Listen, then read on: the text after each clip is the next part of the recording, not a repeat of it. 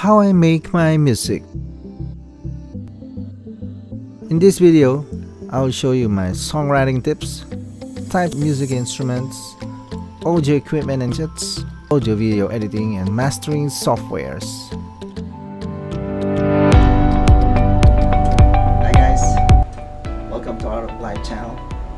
I'm Adele Balagot, and in this video I'm going to show you step by step how I made my own music, from songwriting to music making, using different kinds of essential instruments such as acoustic guitar, electric guitar, bass guitar, ukulele, drum pad, workstation keyboard, and synthesizers such as PSR 670 and 740, like this, Novation MIDI keyboard, Akai roll and percussions.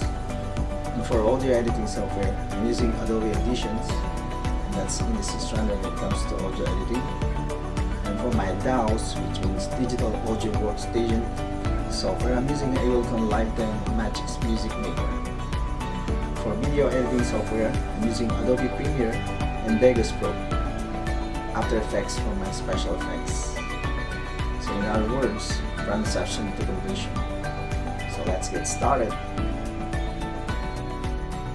FAQ. Number 1. Where should you start? Number 2. Which comes first, the music or the lyrics? Number 3. Which music instrument you should use first? How I make my music. Number 1. I start with the musical idea. Number 2. For me, music comes first, then the melody, then the hook, and the lyric comes last. Number 3. I usually use guitar and piano. How do I make my own music? Well, for me, I will start with the musical ideas, and you need to have an inspiration too. So here's my songwriting tips. Where to start writing your song? Getting started is often the hardest part of the songwriting process. Developing your song's main melody or chorus is considered by some to be the best place to begin writing your next song. Once you've got your hook or key, chord progression, you can build the rest of your song around it. Writing lyrics is different from writing poetry, fiction, or any other type of creative writing. So what makes a lyric instead of a poem or something else? Well, lyrics are usually written in lines, written to be sung, organized into song sections, short and condensed, rich in rhyme, repetition, and other poetic techniques. Song structure refers to how a song is organized, using a combination of different sections. A typical song structure includes a verse, chorus, and bridge in the following arrangement: intro, verse, chorus, bridge, chorus, and outro. This is known as basic song structure. What makes a song? The 6 primary parts of a song. Number 1, intro. Number 2, verse. Number 3, pre-chorus. Number 4, chorus. Number 5, bridge. And number 6, outro. Here I'm going to explain you the 6 primary parts of a song. Number 1, intro. Like the beginning of a movie or novel, a song introduction should catch the listener's attention. However, it should do this without overwhelming them. For this reason, song intros are typically slower and more low-key. The goal is to establish the rhythm, tempo, and melody of the song and introduce the singer or singers' voices. So here's a sample of a touching and ambient intro of Looking Through the Eyes of Love, performed by Adele and Amos Morris.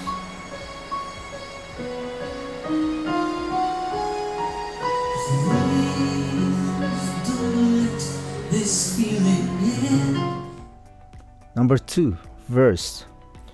The verse of a song is a chance to tell story. Lyrically speaking, this is where the story actually develops and advances. The verse is your chance to get your message across. It might be helpful to split the story you want to tell in two and think about how the second verse can build on the first. Some songwriters use the second verse as an opportunity to change or subvert the meaning of the chorus, or even the entire song with different lyrics. It's a chance to be creative and explore the different emotions you're trying to bring out in your listener.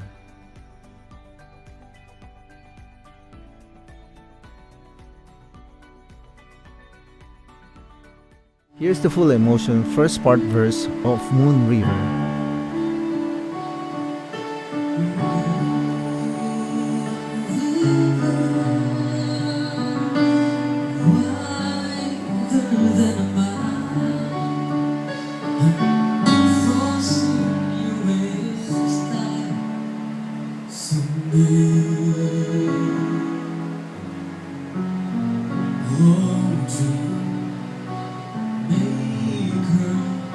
Your heart breaker, whenever you're going, I'm going your way. Number 3. Pre-chorus. Although optional, a pre-chorus helps to heighten the impact of the chorus. A pre-chorus usually contains a chord progression from either the verse or the chorus, building upon that familiarity. It's another chance to experiment. A pre-chorus can utilize different harmonies, for example, or break the pattern of the song. A sweet pre-chorus of I Think I'm in Love. Somehow get kinda shy, can't look in your eye. I go apart inside without you. Think I'm in love again with that silly grin. Number 4. Chorus. The chorus is the culmination of all the ideas in song. This is often why the title of the song also appears in the chorus. It's a summary of what the entire song is about. The chorus typically also contains the hook, the catchiest part of the song. Choruses should serve as the climax to the song. The verse and pre-chorus both serve to build up to this one moment. Therefore, the chorus should reflect that release of tension. Okay, let's explain it further. So what is a chorus again? Chorus, it's one of the song structure's primary building block sections and usually consists of a chord progression and a top-line melody that carries a lyric. It is a lyric that, generally speaking, illustrates and sums up the main overall theme or idea of your song.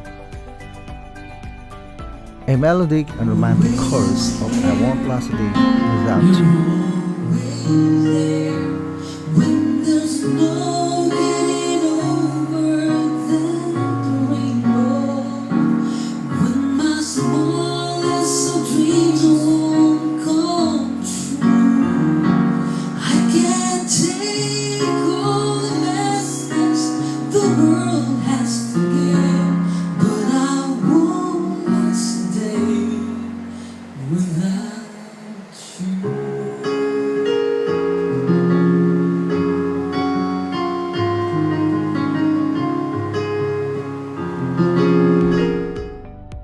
What is a hook? The hook in a song is the catchy phrase that worms its way into your brain and never leaves, and is frequently used as the title of the song. A hook can come in by melodic, rhythmic, lyrical, harmonic, or a combination of all, but no matter what the form the hook takes, if done right, it should be the most memorable, obvious part of your song. A solid lyrical hook for your chorus is particularly important, while the verses and bridge can be built around your lyrical theme. Here's a catchy lyrical hook of I Won't Last a Day Without You, and I Think I'm in Love Again.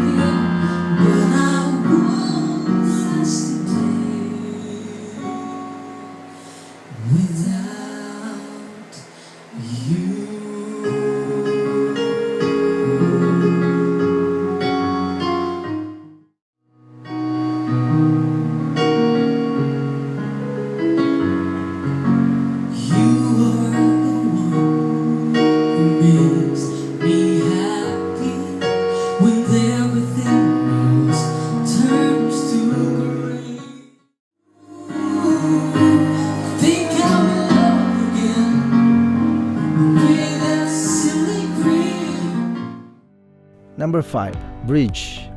The bridge typically happens only once towards the end of a song, usually between the second and third chorus. It's a change of pace in the song. It stands out both lyrically and musically. The point is to jolt the listener out of her reverie and remind her that there's more to the song than just repetition. This can be achieved through something like switching to a relative key in the same key signature. For example, from A minor to C major, or through something like a guitar solo. Usually a bridge makes a different tune or melody. A romantic bridge lyrics of I Won't Last a Day Without You. Touch me and I end up singing. Trouble seems to up and disappear. You touch me with the love you bring in. I can't really lose when you're near.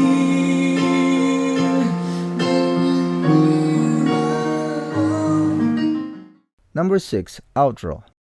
This is the end of the song. An outro should signal clearly to the listener that the song is coming to an end. This can be done in a number of ways, but typically is achieved by doing the reverse of the intro. In other words, slowing down. More often than not, the outro is usually a repeat of the chorus with a slow fade out.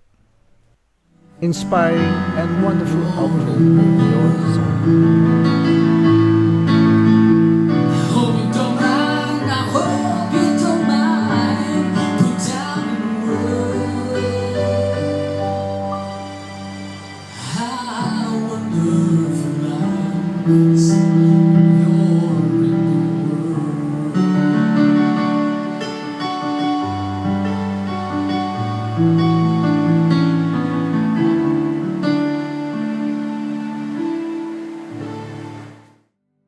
Write from experience. As obvious as it may sound, some of history's greatest songs are about personal experiences, with artists drawing on real-life events and traumas to spark their creativity. Whether you've been through hard times or great times, you can use your life experiences to great effect. Put those feelings into a song you can be proud of. Here's my top 10 songs written based on singers' real life.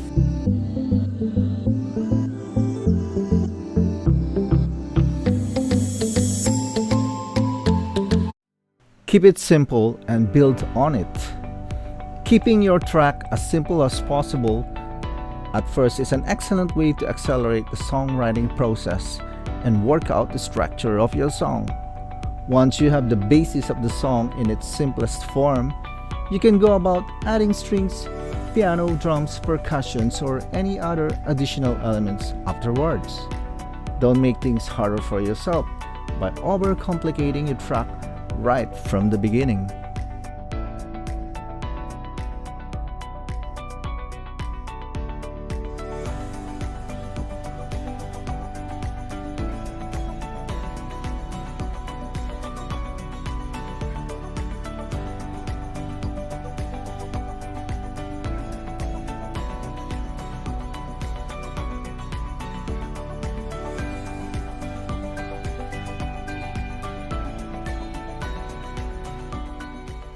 Open your audio editing software. Here I'm using Adobe Audition.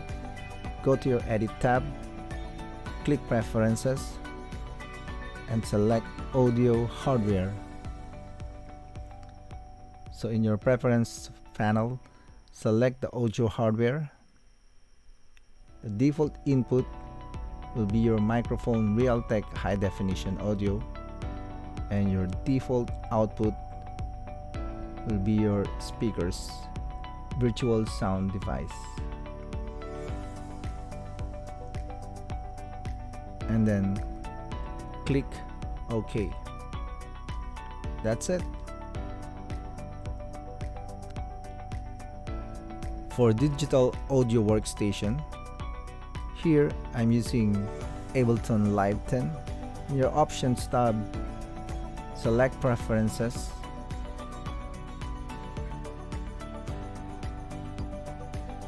For control surface, select your keyboard or any instruments. Here I'm using launch key. Then the input is the same. For your MIDI frames, the track and the remote should be on. That's it. You can start recording. Here I'm going to show you my musical instruments, gadgets, interface, and mixers that I'm using.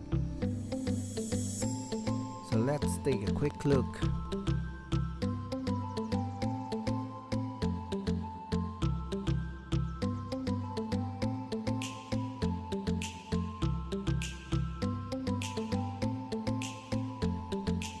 Marantz condenser USB microphone, shock mount, FAF filter, and isolation booth. Pile Pro 8-channel mixer and Behringer powered USB 10-channel mixer.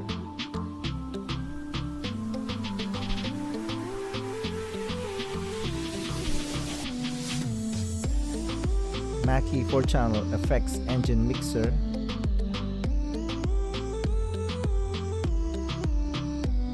The Bose BE2 vocal harmonizer.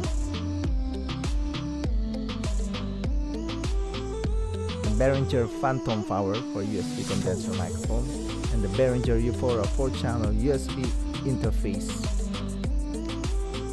Yamaha 61 keys workstation keyboard PSR 770 and PSR 640. Novation launch key for my MIDI keyboard.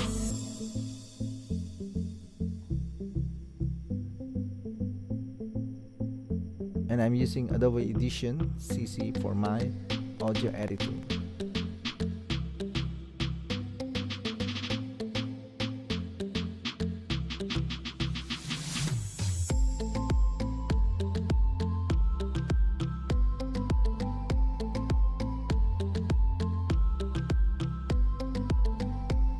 Glen Burton acoustic guitar, the guitar tuner, guitar capo, and wireless transmitter.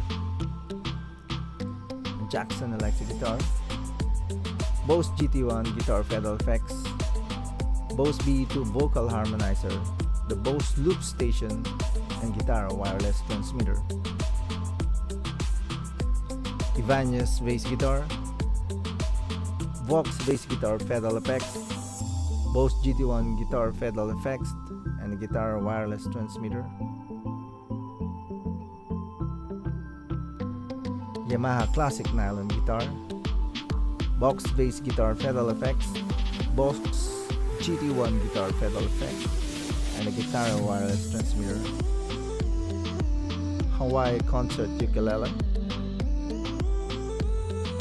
and a classic violin for additional strings.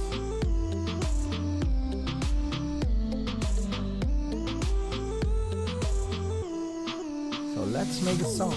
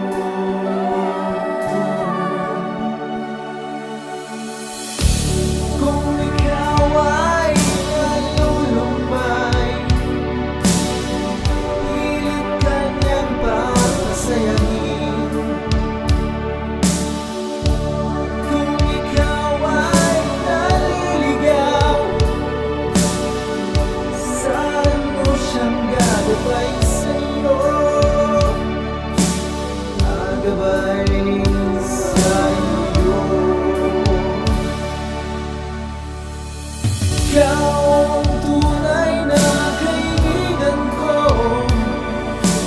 Away mo ngayon at magpakailanman. Ikaw ang nagbigay ng pag-asa sa bawat sayo, kaibigan ko. Kasama mo sa mga oras na dilim at liwanag, lungkot at saya.